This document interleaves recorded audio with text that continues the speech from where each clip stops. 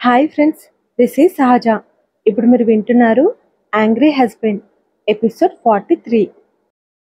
దియా అయాన్కి phone చేయబోతుంటే బిందు phone లాగేసుకుంది.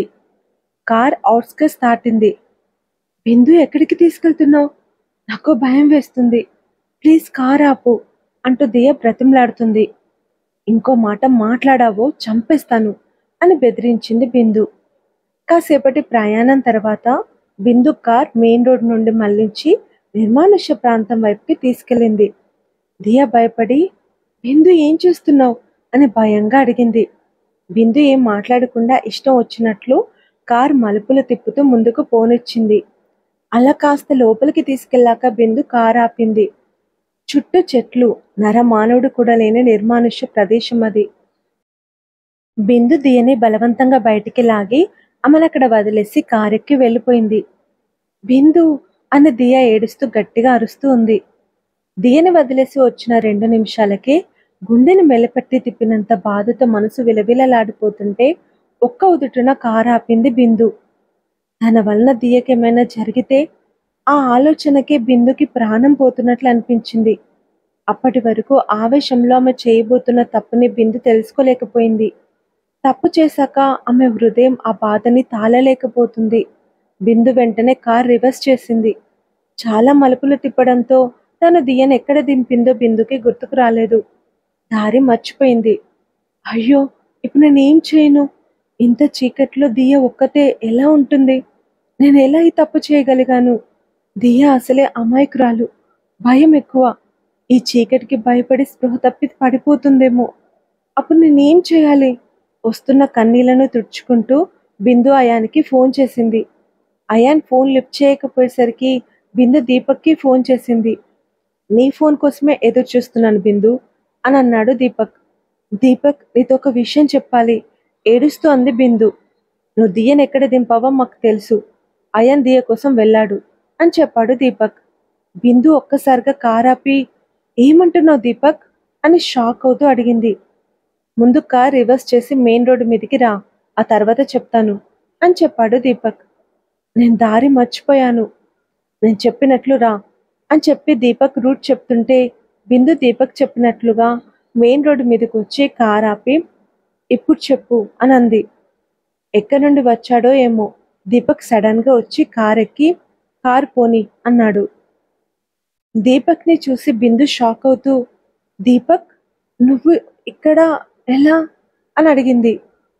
నువ్వు ఇలాంటిది ఏదో చేస్తావని ముందే గెస్ చేసి నీ కారుకి GPS ట్రాకర్ పెట్టాను. ఈ విషయం అయాన్ కూడా ముందే చెప్పి పెట్టాను అని చెప్పి సైలెంట్గా ఉండిపోయాడు.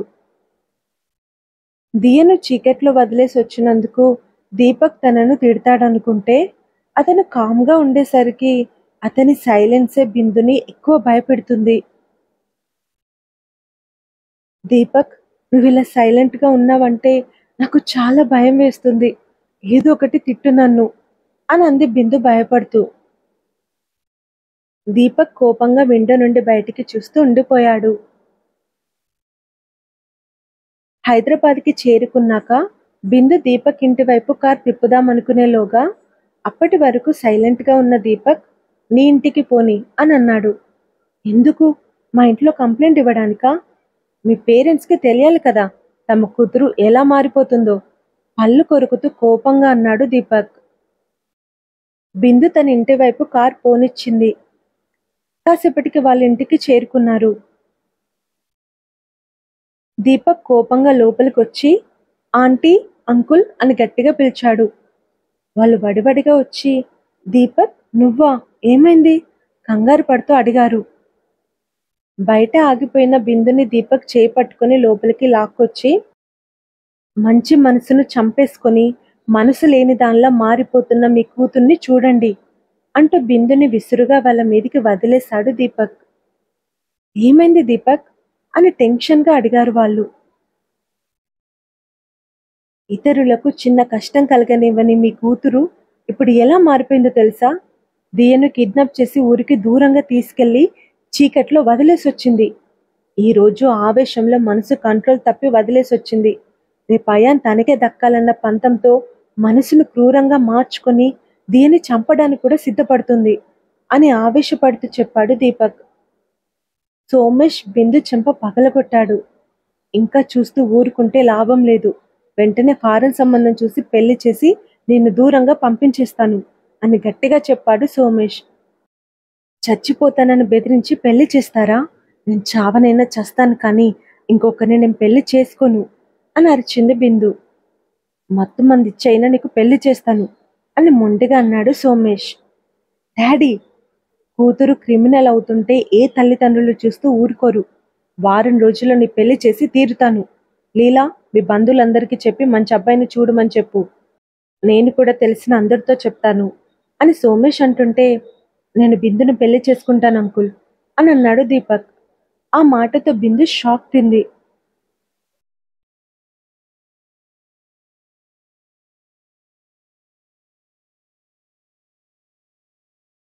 దీపక్, నువ్వంటుంది నిజమేనా?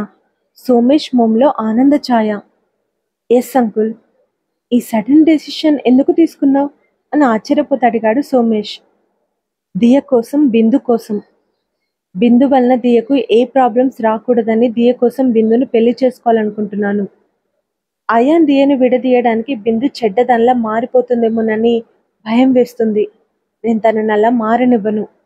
బిందు మంచమ్మాయి. ఇప్పటికీ తను అలాగే ఉండాలి. అందుకే బిందు కోసం బిందును పెళ్లి చేసుకోవాలనుకుంటున్నాను అని చెప్పాడు దీపక్.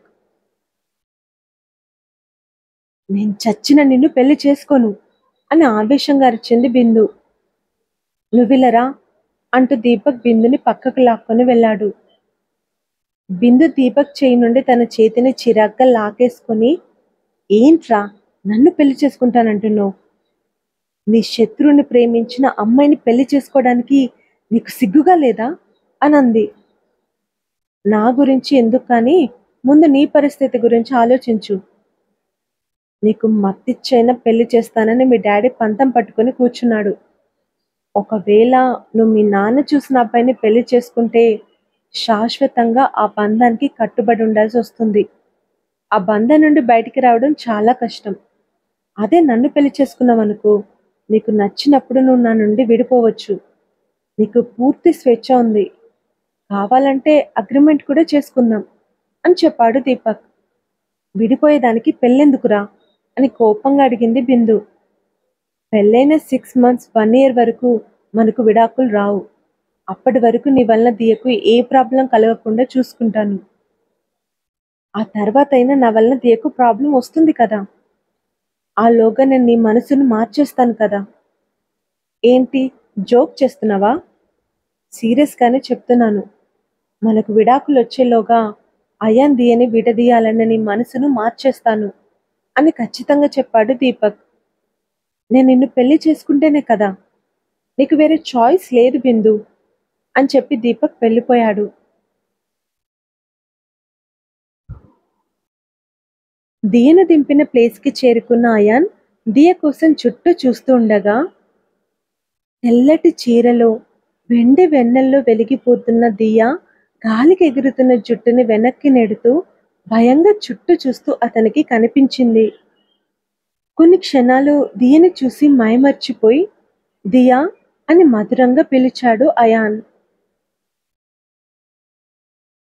దియ టక్కున అయాన్ వైపు చూసి ఏడుస్తూ పరిగెత్తుకుంటూ వెళ్ళి అతన్ని కౌగలించుకుంది. అయాన్ దియని చుట్టేసి ఆమె నుదుటి మీద ముద్దు పెట్టుకున్నాడు. దియ అయాన్ని గట్టిగా హత్తుకొని, చాలా భయం వేసింది అయాన్. పొద్దున వరకు ఒంటరిగా ఈ చీకట్లో ఈ చెట్లలో ఉండాలంటేనే ఏడుపు వచ్చింది అని ఏడుస్తూ చెప్పింది దియా. నేనుండగా నీకు అలాంటి పరిస్థితి రానిస్తానా చెప్పు అంటూ అయాన్ దియను మరింతగా పెనవేసుకున్నాడు. కాసేపటికి ఇద్దరు ఒకరి కౌగిల్లో ఒకరు ప్రేమగా కరిగిపోయారు. పద వెళ్దాం అంటూ అయాన్ దియ చేయి పట్టుకొని కదిలాడు. ఇద్దరు కారెక్కారు. కాస్త దూరం వెళ్ళాక కార్ ఆగిపోయింది. అయాన్ కార్ దిగి చెక్ చేశాడు. దియ కార్ దిగి, ఏమైంది అయాన్ అని అడిగింది. కార్ ట్రబుల్ ఇచ్చింది. మరిప్పుడు ఎలా? ఆ రోజు మనకు ఒక చిన్న హంట్ దొరికింది కదా, అలా ఇక్కడ ఏమైనా ఉందేమో చూద్దాం అంటూ ఆమె చేయి పట్టుకొని ముందుకు నడుస్తున్నాడు అయాన్. దియ ఇక నడవలేక ఆయాసంతో ఒక బండ మీద కూర్చుని, నాకు చాలా ఆకలేస్తుంది అయాన్ అని అంది. అయాన్ జాకెట్లో దాచిన ప్యాకెట్ని చూపిస్తూ, నీకోసం బిర్యానీ తీసుకొచ్చాను అని అన్నాడు. వావ్ అని సంతోషపడుతూ బాక్స్ని బయటికి తీసి స్మెల్ చూస్తూ, వాసన చూస్తుంటేనే ఆకలి పెరిగిపోతుంది అంటూ ముద్ద పెట్టుకుంటున్న దియా అయాన్ వైపు చూస్తూ, తిను అంటే అతనికి ముద్ద పెడుతుంటే, ఆ ముద్దను ప్రేమగా తిని, నేను తినేసే వచ్చాను నువ్వు తిను అని అన్నాడు అయాన్. వాట్, నేను కిడ్నాప్ అయ్యానని తెలిసి కూడా తిన్నావా? తెలిసే తిన్నాను.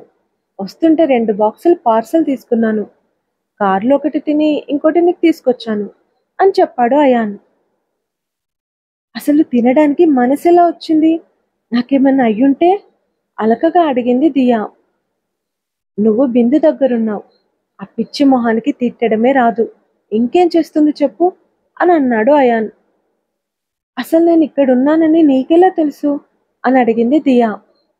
దీపక్ బిందు మీద డౌట్తో జీపీఎస్ ట్రాకర్ని ఆమె కారుకు పెడుతున్నాడని నాకు అప్పుడే చెప్పాడు. నువ్వు కనిపించకపోయేసరికి బిందు తీసుకెళ్ళిందని అర్థమై నేను దీపక్కి ఫోన్ చేశాను. ట్రాకర్ హెల్ప్తో మేము ఇక్కడికి బయలుదేరాం అని చెప్పాడు అయాన్. మరి దీపక్ ఎక్కడా? బిందుని తీసుకుని వెళ్ళిపోయి ఉంటాడు కానీ నీ ప్రశ్నలు ఆపితే ఇక వెళ్దాం పదా అంటూ దియ చేపట్టుకుని ముందుకు తీసుకెళ్లాడు అయాన్.